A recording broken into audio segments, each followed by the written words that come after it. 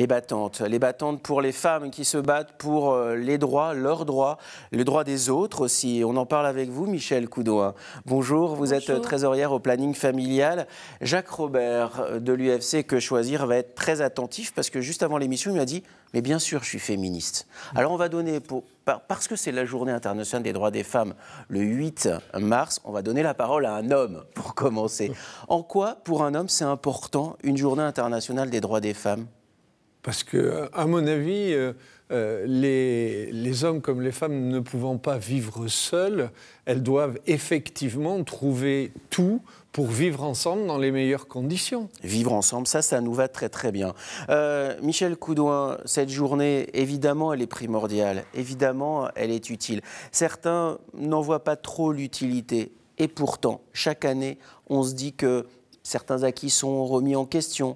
Il y a des combats encore à mener, d'autres viendront. Pourquoi c'est une journée, alors c'est un jour dans l'année bien sûr, mais pourquoi c'est une journée essentielle pour vous qui êtes féministe depuis votre plus jeune âge ? C'est une journée essentielle parce que déjà le fait qu'il y ait une journée aussi internationale des droits des femmes, c'est que ça veut dire qu'il y a des problèmes qui sont liés aux femmes parce qu'elles sont femmes. Voilà, parce qu'il n'y a pas une journée internationale des droits des hommes. C'est pas faux, c'est pas faux. Donc le 8 mars, comme aussi le 25 novembre, qui est la journée de mobilisation contre les violences faites aux femmes, sont des journées importantes pour rappeler la situation des femmes au travail, les inégalités, à la maison, avec les charges domestiques et dans la cité, par rapport aux inégalités politiques ou de Bien gouvernance. Sûr. Alors on va essayer d'y voir le plus clair possible parce qu'au planning familial, vous avez des missions qui vous sont allouées. C'est une association, vous y êtes bénévole. Quelles sont les grandes missions du planning familial ? Alors il y a bien sûr celui de Bordeaux, celui de Limoges, celui de Pau, il y en a dans les grandes villes. Il y en a 76 sur le territoire. Associations départementales. Oui. Donc ça n'est pas rien évidemment. Quelles sont les grandes missions du planning familial ? Alors, historiquement, le planning familial est attaché au droit à la contraception et à l'avortement, mais lors de nos permanences, par exemple les mercredis après-midi et les vendredis après-midi, on peut venir parler, qu'on soit homme, femme, jeune ou moins jeune, on peut venir parler de sa sexualité, de désir, de plaisir, d'amour, mais aussi des problèmes comme les violences, les IST, le harcèlement. Alors justement, si on prend les choses dans l'ordre, l'éducation sexuelle, ça semble banal d'en parler comme ça, et pour autant c'est primordial.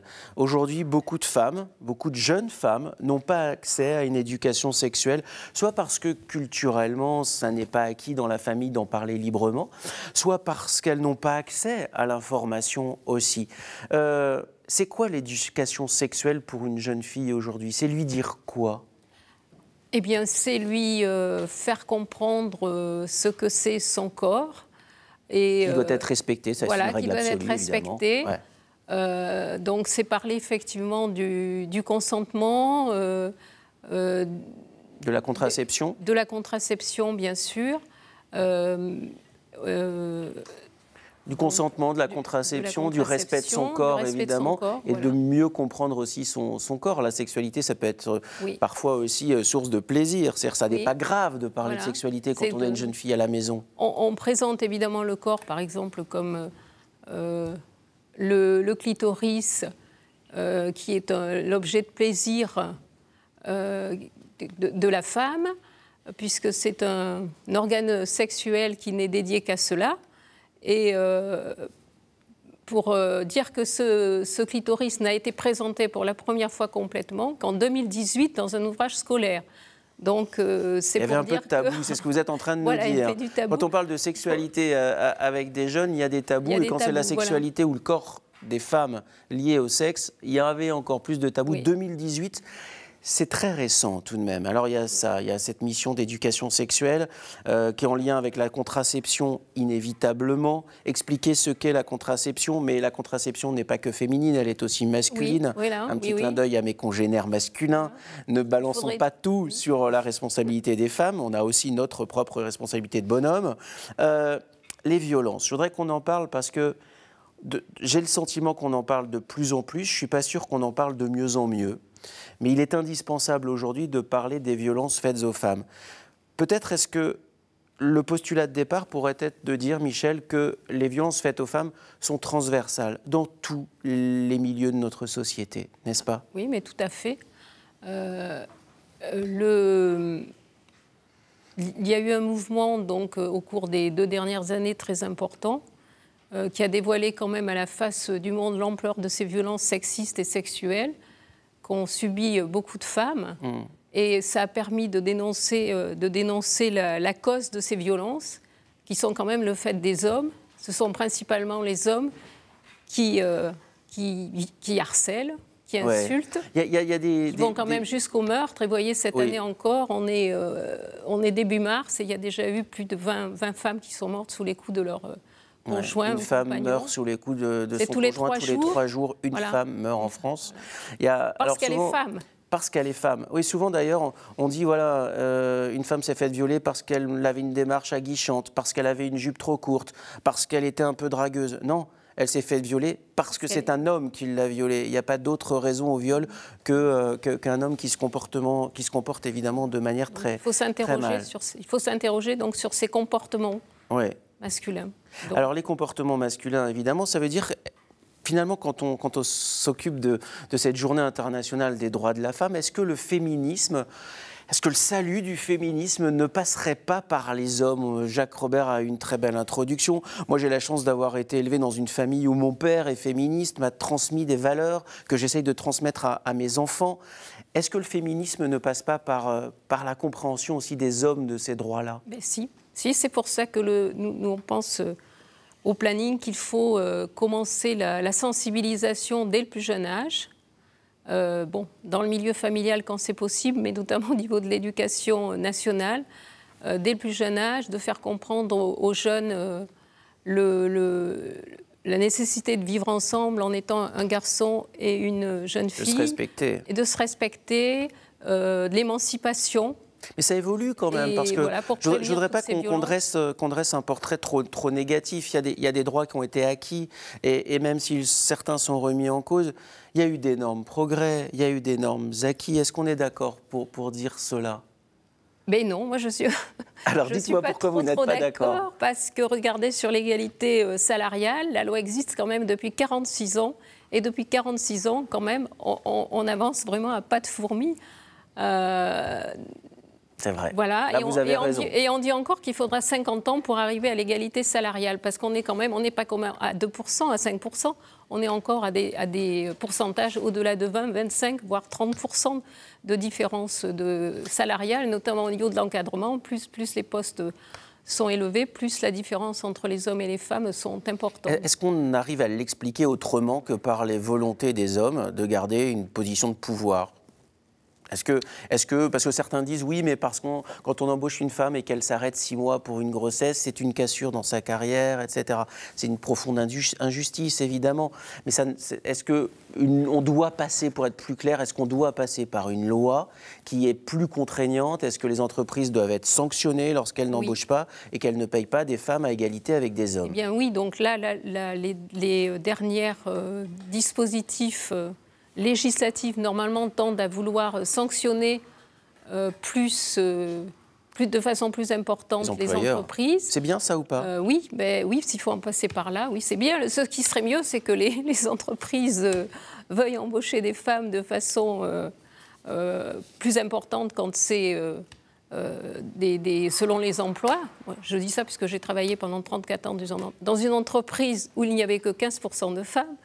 Donc, et ça veut dire quoi? C'est-à-dire que est-ce que votre expérience personnelle, alors là je vais aller sur un terrain, vous répondez si vous voulez, hein, mais est-ce que votre éducation, votre famille, votre expérience de femme dans une entreprise qui n'embauchait que 15% de femmes, est-ce que ça a infusé chez vous cette volonté de devenir bénévole au planning familial? Oui. Ça a infusé chez vous une espèce de combat à mener comme ça? Oui, pendant plusieurs années, donc, j'ai mené ce combat dans l'entreprise avec difficulté, puisque le pourcentage n'a pas guère évolué donc, en 34 ans. Donc c'est pour vous dire justement la difficulté, parce que les employeurs se voilent derrière en disant on ne trouve pas de candidate, mais même dans des postes d'encadrement où les tâches n'étaient pas, et dans les postes d'encadrement, c'est pareil, il n'y avait pas plus de femmes il y avait beaucoup moins de femmes que d'hommes, donc ce n'était pas une question, non, c'était des questions de misogynie, et puis après de réseau, c'est-à-dire que quand dans une entreprise, il y a déjà plus d'hommes, mais quelquefois, les relations font qu'on embauche encore plus facilement des hommes que des femmes. Bien sûr. Vous avez constaté ça dans l'entreprise où vous travaillez, Jacques, ou pas? Cette difficulté à embaucher des femmes, où vous avez pressenti qu'il y avait des petites vibrations qui faisaient que les choses évoluaient? Non, parce que l'entreprise où je travaillais, qui était France Télécom, était une grande entreprise et où assez vite il y a eu des prises de conscience et où les femmes ont pu avoir toute leur place. J'ai eu des chefs femmes avec qui je me suis très bien entendu, avec qui j'ai travaillé. Salutations à la patronne de France 3 Nouvelle-Aquitaine, qui est une femme. La script qui me parle dans l'oreillette est une femme. La caméra qui vous filme, madame, est une femme. L'assistante de l'émission est une femme. Carole, elle fait comme ça à Thierry. Oui. Mais sont-elles payées comme les hommes? Alors à France Télévisions, mais de toute façon, maintenant, il va y avoir un barème. Donc on va être obligé d'afficher tout ça. Voilà. Et France Télévisions, vous l'avez certainement vu dans le journal de 20h cette semaine, est plutôt bien placé justement sur l'égalité salariale homme-femme. Et si c'était le contraire, je le dirais tout aussi librement, bien évidemment. Le planning familial vous reçoit dans 76 antennes sur le territoire. N'hésitez pas à pousser la porte. Que vous soyez une jeune fille, si vous nous regardez ce matin ou en replay, la maman, peut-être en accompagnant votre jeune fille ou en lui donnant juste l'adresse, ou bien une grand-mère, des grands-parents. Même si vous êtes un papa, dites à vos filles, vos jeunes filles, d'aller pousser la porte du planning familial. Elles y trouveront une écoute, des informations et évidemment beaucoup d'aide pour mieux comprendre la vie qui les entoure et la société qui les attend. Vous vouliez, avant de nous quitter, mais vous restez avec nous jusqu'à la fin de l'émission évidemment, nous présenter 2 ouvrages. Le premier est écrit par une femme, c'est celui-ci. Oui, de Chimamanda Ngozi Adichie, parce que c'est une jeune maman d'ailleurs qui, pour répondre à une amie qui venait d'avoir un bébé fille, elle lui explique donc comment éduquer sa fille de façon féministe. Voilà. Et puis, c'est-à-dire dans l'égalité, dans le respect de soi et en disant qu'elle compte autant sans condition parce qu'elle. Et puis, chose importante, elle est nigériane. Voilà. Et la condition des femmes au Niger, si vous vous intéressez à ce pays-là et aux femmes africaines, c'est là pour le coup des combats à mener extrêmement importants. Vous avez certainement entendu parler de Raphaël Lyogé.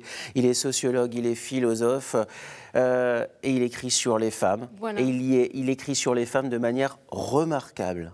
Oui, et puis je trouve que ce livre est destiné justement aux hommes. Il l'a écrit dans la suite au mouvement MeToo et voilà, moi je le trouve très intéressant par ce qui est écrit et si tous les hommes...